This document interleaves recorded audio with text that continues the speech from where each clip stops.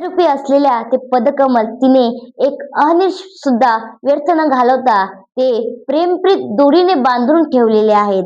आणि आज तिला तुम्ही उष्णतेचे दूध पाजले, पण त्या राधेला कसले शुद्ध, ती तर भगवंताच्या नामात तल्लीन झालेली आहे. पण तिच्यामध्ये असलेले हे माझे चरण कमल, आज त्या चरण कमलाला नाही का मोठी मोठी फळं आलेलं आहे. आणि हेच त्याचं कारण आहे. जसं राधेने भगवान श्रीकृष्णाचे, भगवंताचे चरण कमल तिच्या हृदयरूपी ठेवलेले आहे, तसंच आपणही आपल्या भगवंताचे चरण कमल आपल्या हृदय ठेवावी. ही तुकाराम महाराज सांगतात की ही चरण सेवा आमच्या वाडवडिलांपासून आहे. माझ्या वाडवडिलांची सेवा, तुझी ते चरण सेवा पांडुरंगा. तुकाराम महाराज सांगतात की भगवंता तुझीच आस लागलेली आहे, तुझे नामचिंतन करायचे, तुझे भजन करायचे आहे.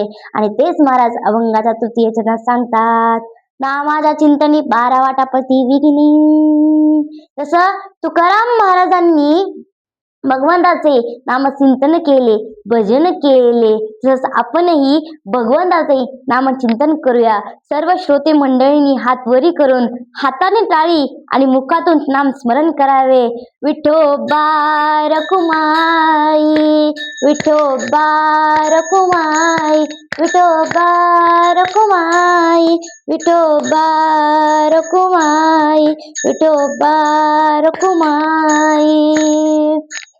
संत देवासाठी प्राणही अर्पण करू शकतात. असंच महाराज माझ्या संत मीराबाईंनी देवाचे नामस्मरण करत असताना त्यांचे वडील आले. वडील म्हणाले की मीरा, तू देवाचे नामस्मरण करू नको, ते थांबव. तेव्हा संत मीराबाई म्हणाल्या, बाबा मी भगवंताचे नामस्मरण सोडणार नाही. तर तिचे बाबा म्हणाले की तुला जर भगवंताचे नामस्मरण करायचे असेल तर हे विष घे. तेव्हा माझ्या संत मीराबाईंनी काय केलं असेल, ते विष हसत हसत घेतले आणि ते विष पिले. मीराबाईसाठी घेतो विष प्याला, दामोजीचा झाला पाडे वारा. तरी संत मीराबाईंनी भगवंताचे नामस्मरण सोडले नाही आणि त्या भगवंताने ते विष तिचं प्राशन केलं. महाराज सांगण्यास तात्पर्य एवढंच की संत देवासाठी प्राणही अर्पण करू शकतात. आणि तेच महाराज अभंगाच्या शेवटच्या चरणात सांगतात, तुका म्हणे प्राण करा देवासी अर्पण, तुका म्हणे प्राण करा देवासी अर्पण. आई वडिलांची सेवा करा, गुरुवर्यांची सेवा करा, गोमातेची सेवा करा. अरे गाय जर दारात आली ना तर रोज सकाळी तुम्हाला देवळात जायची गरज नाही, कारण की त्या गायीमध्ये 33 कोटी देव समावलेले असतात. महाराज आई घराचं मागायला तर बाप घराचं अस्तित्व, आई घराचं मागायला तर बाप घराचं अस्तित्व, त्या अस्तित्वाला का बरं आपण सहज विसरतो मायबाप. अरे आपण जर रस्त्याने जात असताना आपल्याला ठेच लागली तर आपण आई ग हा शब्द उच्चारतो, आणि जर समोर आपल्याला मोठा साप दिसला तर आपण बाप रे हा शब्द उच्चारतो. याच्यावरून समजते मुलांनो की छोट्या छोट्या गोष्टींना आपल्याला आई आठवते आणि मोठ्या मोठ्या गोष्टींना आपल्याला बाप आठवतं.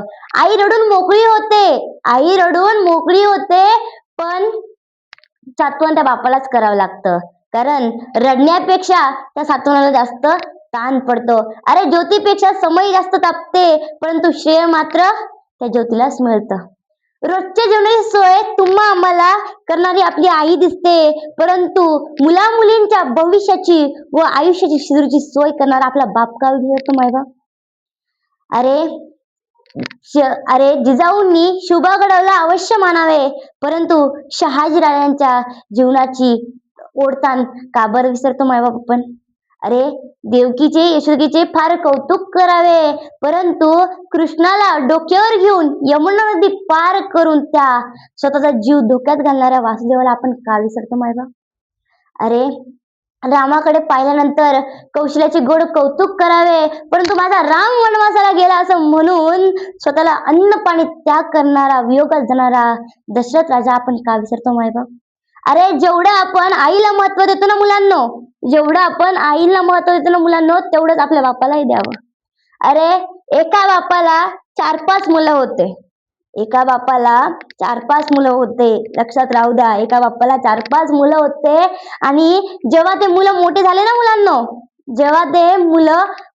ना, तेव्हा ते 4-5 मुलं एका बापाला सांभाळू शकत नाही. किती दुर्दैवाची गोष्ट आहे महाराज. अरे, आपला बाप